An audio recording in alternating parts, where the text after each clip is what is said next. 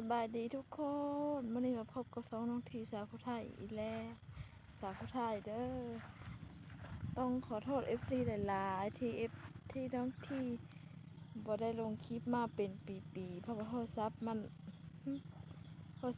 อันนั้นนะโทรศัพท์เพจหรือว่าโทรศัพท์มีปัญหามันค่อนข้างแบบมันจะตายโทรศัพท์ตายละวันนี้นะแปลงได้ละเด้อสักกะแปลงได้เนาะทางเปลี่ยนหน้าจอมันได้มันเสริมแล้วกะกล้องกับสีโมสวัสดีเด้อสวัสดีที่ทั้งฝั่งลาวและฝั่งไทยและต่างประเทศซีกะคือว่า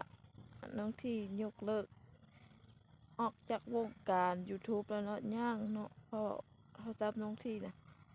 มันลิ้นบ่ได้เด้มันดำเนินต่อเนื่องบ่ได้มันโทรศัพท์มันตายมันเพ่สักกะเปงได้ต้องขอโทษหลายๆเด้อวันนี้มาพบกับสองนาทีเนาะสาวผู้ไทยกูมีอย่างหลายเด้อพี่น้องจะวันดีตอนเช้าเนาะกับ11 โมงแล้วพี่น้องสบายดีจ้าวันนี้มารีวิวหน้าเนาะมารีวิวหน้าอันทงแคมบ้านหรือว่าแคมเฮิร์นกะงามอยู่หน้าปีนี้กับพี่น้องเดี๋ยวเบิ่งกันเลยเนาะมันจะเป็นแนวนี่ก็คือหน้าแคมบ้านน้องทีน่ะนี่ก็อันนั้นก็เฮิร์นใกล้กันเลยปีนี้ข้าวหน้างามแห้งพี่น้องอันนั้นก็คือโสดมะฮุงแต่ว่ามะมันค้นมันกกมันเยอะแล้วมันสิค้นเนาะมันนักมันฟังไทยเขาเอิ้นว่ามะละกอบรรยากาศยามเช้ากะดีอยู่พี่น้องแต่บดีไปได้มันฮ้อนโพดฮ้อนได้5 มื้อแล้วเป็นได้ทางฝั่งไทยอากาศดีบ่ฮ้อนคือบ้านน้องทีบ่เดี๋ยวนี้ฝนบ่ได้ตกแล้วอย่าตกได้3-4 มื้อแล้วพี่น้องว่าน้องทีก็คงFC ทุกคนทางฝั่งลาวและฝั่งไทยและต่างประเทศก็คงสิลืมสองน้องที่หรือว่ายกเลิกติดตามไปแล้วกับบ่ฮู้เนาะเพราะว่าน้องที่ก็บ่ได้ลงคลิปมาบ่แม่นเป็นปีแล้วบ่พี่น้องบ่แม่น2 ปีซะบ่ก็จำบ่ได้นะเพราะว่าโทรศัพท์ตายเครื่องแก้ไขได้มันต่อเนื่องได้แล้วกับมันบ่มั่นคงนะพี่น้องมาเบิ่งหน้าทงแคมบ้านกันเลยเนาะงามพี่น้องปีนี้ใส่ผูก็ใส่บ่หลายเพราะว่ามันเป็นหน้าตีนบ้านมันก็งามแบบธรรมชาติถ้าบอกจะเป็นต้องใส่ผูหลายก็ได้นี่เด้อพี่น้องกับประมาณนี้แหละน้องทีดำเองมารีวิวให้พี่น้องเบิ่งข้าวหน้าเป็นงาม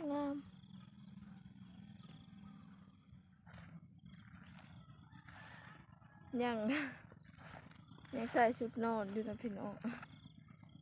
ยังต้องขอโทษขออภัยหลายเด้อเพราะยังบ่ได้โชยหน้าเนาะมันยามเช้าอยู่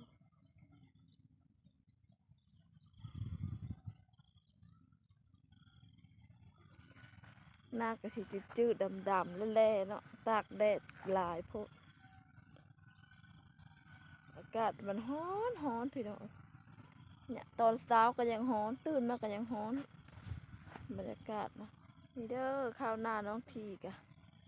แต่ว่าหน้าทงแคมทางหรือว่าแคมถนนเนาะก็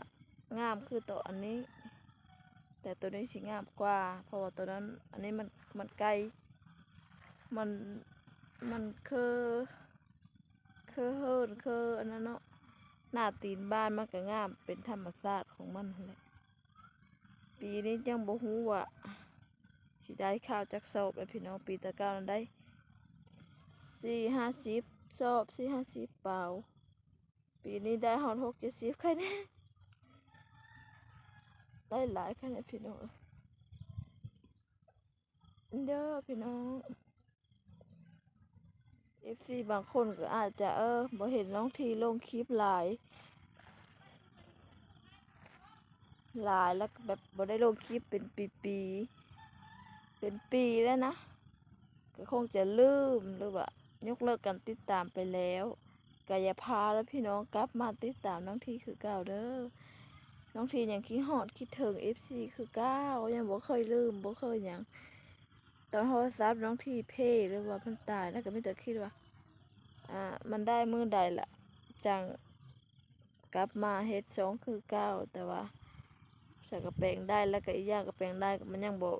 ปกติหั้นนะข้อมูลมันนี่กับวันนี้ก็ปกติสมบูรณ์แล้วอัดคลิปได้แล้วพี่น้อง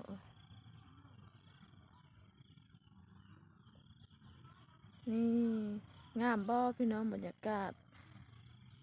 ตื่นมาเห็นเห็นหมอกแล้วก็บรรยากาศขาวเขียวนะสดชื่นเถอะนะพี่น้องงามหูงามตาสว่างแจ่มใสท้องฟ้าก็งามรีวิวท้องนาบอกมีอย่างไรงามพี่น้องฝนบ่ค่อยตกน้ำก็เริ่มแห้งแล้วปลากะบ่มีหลายพี่น้องเดี๋ยวนี้ปลาบ่หลายเพราะว่า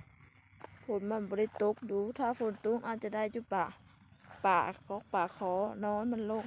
ตามแต่มันบ่มีแล้วมันมีแต่แห้งแล้งแห้งหลายๆมื้อเลยน้องทีอยากให้ฝนตกอยู่เพราะว่า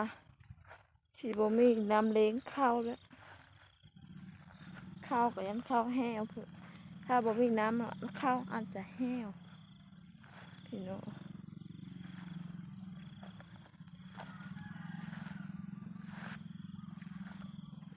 คลิปนี้กะซ้ำนี่แหละพี่น้องคลิปนี้กะบ่มีหยังเนาะขอจบเพียงเท่านี้เด้อพี่น้องมารีวิวหน้าให้เบิกเนาะเพราะว่าหน้าปีนี้กะงามอยู่พี่น้องงามกว่าปีตะเก้าอยู่น้อยนึงถ้าหน้าตาก็ยังไม่ได้ล้างขออนุญาตนะพี่น้องเด้อขอโทษขออภัยน้ำลาย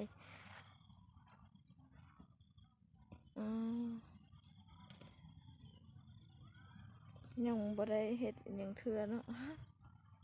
คลิปนี้กะขอจบเพียงเท่านี้เด้อทุกคนฝาก FC ทั้งฝั่งลาวและฝั่งไทยไปกดติดตามกดไลค์กดแชร์พ่อเป็นกำลังใจให้น้องทีเฮ็ดคลิปอีกเด้อแล้วก็อย่าลืมกดติดตามให้เด้อขอบใจ FC ที่ฮับส้มและเป็นกำลังใจให้น้องทีเด้อ